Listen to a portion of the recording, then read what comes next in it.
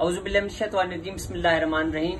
अस्सलाम वालेकुम नाज़रीन, ज़वारिक मलिक मोहम्मद अब्सार है तो आपकी खिदमत में हाजिर हूँ।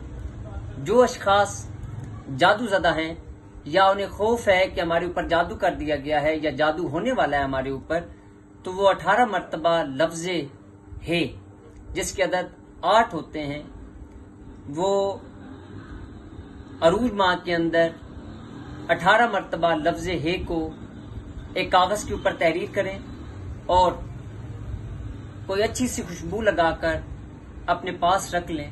इंशाल्लाह मौला पैगंबर पाक के सदके में वो जादू से महफूज रहेंगे। अगर उनके ऊपर जादू हुआ तो वो जादू ज़ायल होना शुरू हो जाएगा।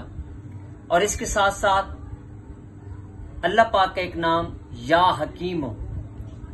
हकीमो का विर्द करें अपने नाम के आदाद कमरी के मुताबिक। इंशाल्लाह देखिएगा आपके तमाम मसाइल हल होंगे। बहुत शुक्रिया।